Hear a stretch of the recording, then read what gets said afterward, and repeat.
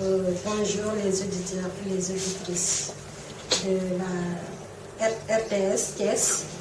Donc, je m'appelle Marie-Françoise Diédiou. Je suis la responsable du centre Anne-Marie Mortier, CERFA INC, c'est-à-dire service d'éducation, de rééducation et de formation d'appareillage pour les enfants atteints d'infirmité motrice cérébrale. Parlez-nous un peu de ce centre. Oui, je serai très à l'aise pour vous parler de ce centre. Donc, le centre a été créé en 2008 par une Belge dont le centre porte son nom avec la collaboration du GREM en la personne du coordonnateur André Dembawat. Donc, avant tout d'abord, le centre a été... le projet a démarré en 2005 à Guédiawaye.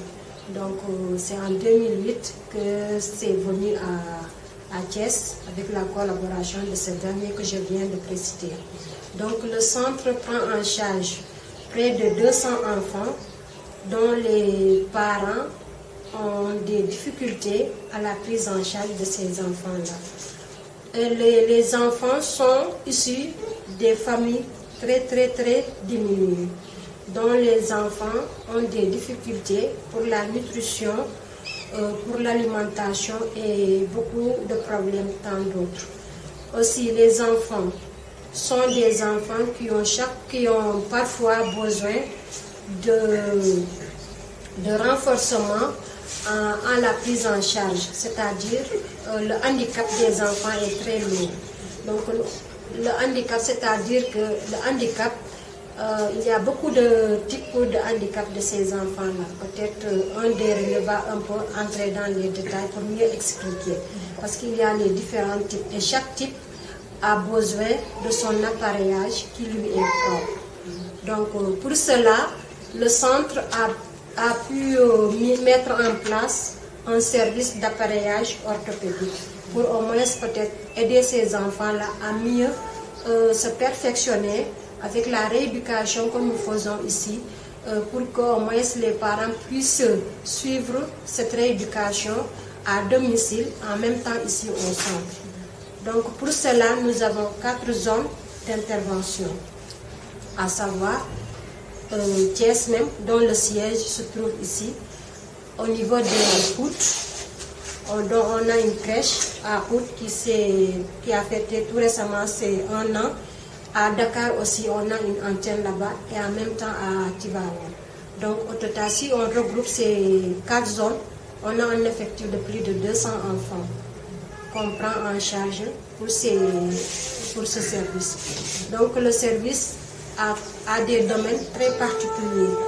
Donc pour cela, on a des consultations que nous faisons. Parce que si on a un nouveau cas d'enfant, on essaie de faire un diagnostic, c'est-à-dire un petit questionnaire pour au moins pouvoir classifier si l'enfant est IMC ou pas.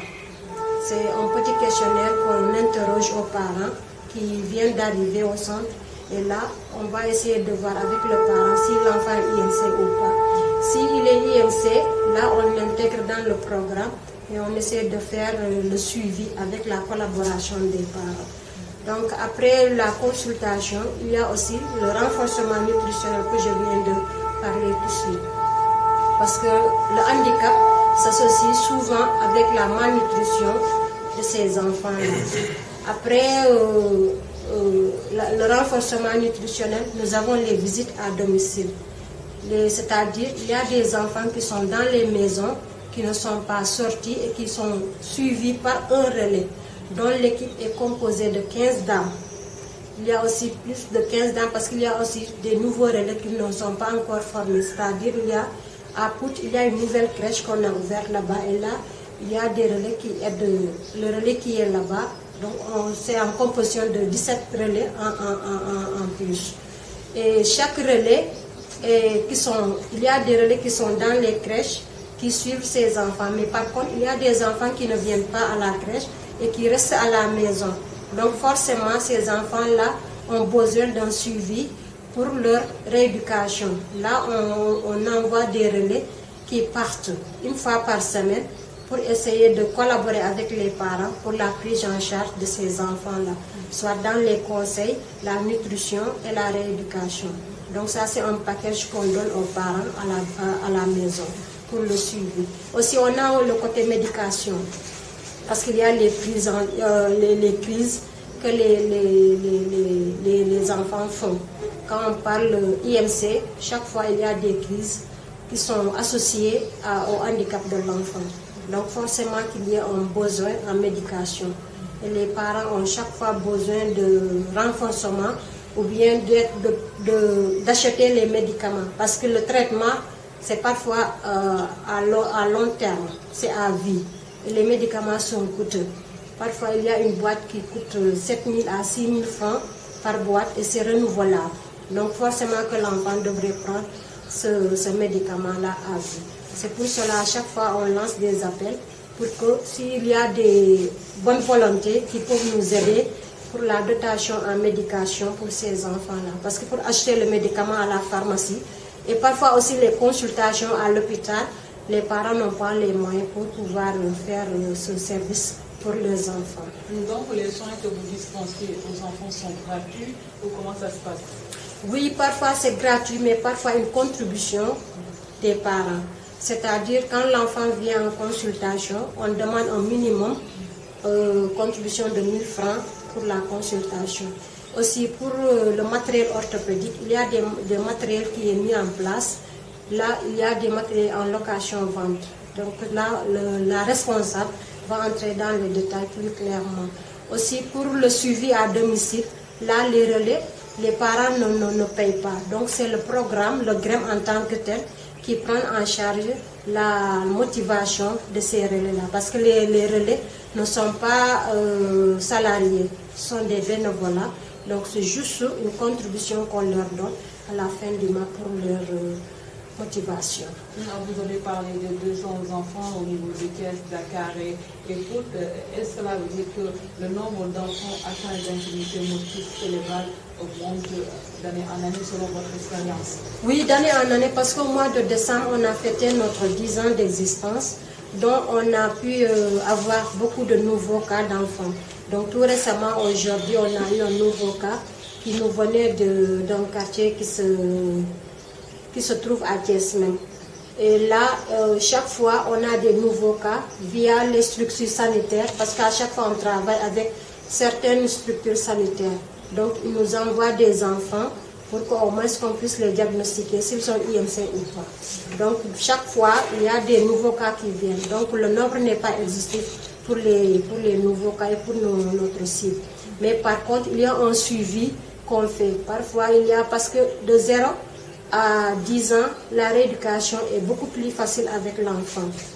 Mais au-delà de 10 ans, c'est un peu beaucoup plus difficile parce que l'enfant a tendance à avoir un corps beaucoup plus raide. Donc ça sera beaucoup difficile pour lui, pour le manier et faire quelques mouvements avec l'enfant. Donc pour ces cas-là, il y a certains enfants dont on ne les suit plus. Il y a d'autres cas aussi, on essaie de suivre pour les enfants qui prennent les médicaments. Donc c'est pour cela qu'on ne peut pas les laisser sans pour autant faire le suivi. Mais à chaque fois, on essaie d'accompagner les parents par des conseils et même par la nutrition, parce qu'on ne les délaisse pas à la maison comme ça. S'il y a un cri de cœur que ce centre vous voulez lancer, ça serait quoi exactement? Un cri de cœur, c'est que le gouvernement nous vienne en aide. Parce que lors de notre célébration des 10 ans, on a pu adresser pas mal de correspondances via les autorités. Mais jusqu'à présent, on n'a pas pu avoir un retour. On a fait toutes les démarches. Même au niveau de la fondation Servir le Sénégal, on a adressé une correspondance. On a fait les démarches, mais jusqu'à présent, on ne baisse pas les bras. On ne baisse pas les bras. Si l'occasion se présente, on fait un cri de cœur pour que la première dame vienne s'acquitter de la situation de ce centre-là, parce que les enfants en ont vraiment besoin. Ce sont des enfants qui ne peuvent rien faire de là. Oui, les enfants, la majeure partie, je peux dire que les 99% ne peuvent rien faire. Parce que si on voit un enfant qui a 2 à 10 ans, si tu le trouves, tu pourras dire que ça c'est un enfant qui a 2 ans ou bien 1 an. Donc pour renvoyer une petite mouche qui se dépose dans son corps, il ne peut pas faire. Ou bien s'alimenter, même il ne peut rien faire. Il faut peut-être prendre sa nourriture, ou bien prendre un petit bonbon, mettre à la bouche, ou bien peut-être prendre un petit jouet. Là, il est inerte, c'est seulement, il est dépendant que ses parents puissent l'aider à faire des activités quotidiennes. De l'association des familles d'enfants qui sont atteints d'infertilité matricielle. Parlez-nous un peu de cette pathologie, vous qui avez eu un peu, je ne dirais pas la chance d'avoir un enfant comme atteint d'infertilité motrice cérébrale. Oui, Madame Kademi, pour vous parler de la pathologie, là, je crois que ça sera un peu difficile d'en parler parce que je pense qu'il y a des techniciens qui sont là, qui sont mieux placés pour parler de ça. Mais ce que je peux vous dire, que c'est un handicap qui est très difficile à gérer. D'autant plus que l'handicap est là et que l'enfant est inerte, l'enfant ne peut rien faire, donc c'est toujours à la famille de s'en occuper. Donc c'est quelque chose qui met toujours en difficulté les parents, soit ils ne peuvent plus sortir de chez eux pour aller faire quoi que ce soit, bien même les enfants ne sont plus dans leurs activités. Là, je peux vous dire en tant que maman que l'handicap de l'IMC est trop difficile. Comment vous avez vécu un peu cet handicap? Bon, comment j'ai vécu cet handicap? C'est-à-dire que bon, l'enfant, quand il était encore trop jeune, à l'âge de s'asseoir, il ne pouvait plus s'asseoir. Donc je me suis dit qu'il y a quelque chose qui ne va pas. Bon, je suis allée à l'hôpital, j'ai fait l'hôpital Fann, j'ai fait Albert Roy, j'ai fait tous les centres, les hôpitaux du Sénégal presque. Mais ça n'a abouti à rien. Heureusement que j'ai eu la connaissance d'une dame qui s'appelle Mme Diara Dione, qui est venue chez moi, qui a vu mon enfant. J'étais là avec lui, ne savant quoi faire de lui. Bon, elle m'a proposé le centre. C'est à ce moment-là, juste que le centre est né, c'était en 2008 parce que mon enfant est né en 2006. Donc c'était en 2007 même, je peux dire, qu'il m'a mis en rapport avec Anne-Marie Mortier, qui est la fondatrice de ce centre. Et là, il était venu, la fondatrice est venue chez moi, accompagnée de Mandiara. Elles ont vu mon enfant. Bon, elle m'a proposé de venir dans le centre. Et heureusement, je dis alhamdoulilah, parce que depuis là, je sais que ce que je n'ai pas trouvé à l'hôpital, je l'ai trouvé dans le centre. Là, je dirais, et c'est comme moi et les autres que ça c'est comme ça passe. En général, dans les centres, les structures sanitaires ne peuvent pas détecter l'IMC. Parce que moi, j'ai vécu ça et tant d'autres personnes, tant d'autres parents ont vécu ça. Donc je dirais que le centre est là, il s'occupe bien des enfants. Et ce qu'on peut avoir, le résultat qu'on obtient dans le centre, on ne peut pas l'obtenir dans les hôpitaux. Dans les hôpitaux, ce qui fait qu'à chaque fois, même dans les structures sanitaires, comme l'a bien dit la coordonnatrice, ils nous réfèrent des enfants, ils réfèrent le centre des enfants.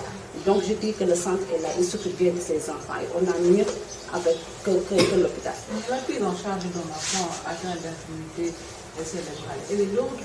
Tout à fait, elle est trop lourde même. La prise en charge est lourde, surtout si avec l'économie qui est là, les gens n'ont pas assez d'économie pour s'occuper de leurs enfants qui sont normaux, autant plus que de s'occuper des enfants qui sont atteints d'infertilité cérébrale.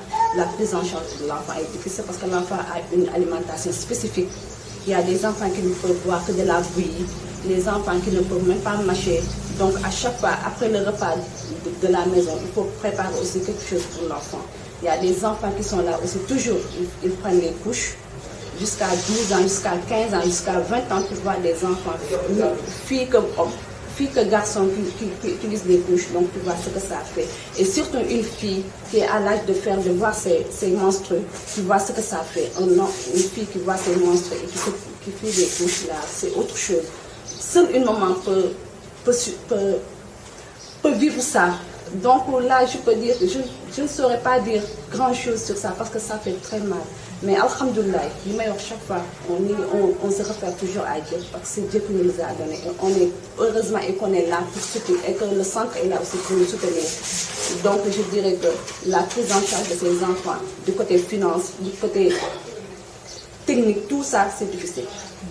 C'est difficile et il y a même des familles qui se sont disloquées à cause de cette maladie. Tout à fait. Il y a des familles qui se sont disloquées, il y a des familles qui sont presque tout à fait disloquées. des familles, parce que moi j'ai eu des parents, étant présidente de l'association, je parle souvent, je fais des causeries avec les parents. Il y a des parents dont le mariage s'est fini, c'est gâté à cause de l'enfant. Il y avait même une parente qui a eu 3 enfants, IMC, et le papa l'a divorcé. Donc tu vois ce que ça fait. Maintenant les 2 sont décédés, et il ne lui reste que l'une qui est là maintenant et qui fait des choses horribles, des choses extraordinaires, je peux dire, parce que l'enfant, elle ne sait pas laisser faire. Maintenant elle coud des draps, elle aide sa maman à la maison. Ce que son papa ne peut pas faire pour sa maman, elle aujourd'hui elle le fait. Elle est handicapée. C'est une quadriplégique, je peux même dire. Elle a un handicap sévère, mais elle se débrouille tout à fait. Maintenant elle a presque 20 ans. Donc c'est que ça fait. L'handicap est là, mais heureusement qu'on se débrouille, les parents se débrouillent très bien. Vu que c'est pas facile, mais on s'y remet. Il faut montrer aux Sénégalais que ces enfants, ce sont des enfants normaux. Vous organisez même des fêtes assez dédiées à ces enfants. Oui, bien sûr, ces enfants, c'est comme tous les enfants. Ils ont droit à tout, ils ont droit à l'épanouissement, ils ont droit à se divertir, ils ont droit à aller à l'école, ils ont droit à la santé aussi. Donc nous, notre rôle aussi, en tant que parents, nous devons aussi montrer aux autres que ces enfants ont droit à tout cela. Donc nous, à chaque fin d'année, on organise des cérémonies de remise de cadeaux aux enfants, parce que souvent on a le voir dans les garderies d'enfants, des enfants qui organisent des remises de cadeaux aux enfants. Et pourquoi pas nous, avec nos enfants, avec l'appui du centre, on organise souvent ces genres d'événements. Et aussi on organise même des sorties récréatives. On a une fois organisé une sortie récréative qui a été vraiment superbe. On amène les enfants avec leurs parents à la plage.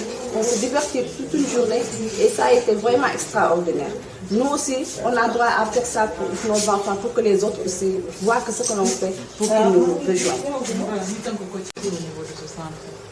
Bon, nous, en tant que monitrice du SERPA, nous accueillons les enfants le matin de 8h30 à 16h. Bon, toute la matinée, on a un programme bien défini.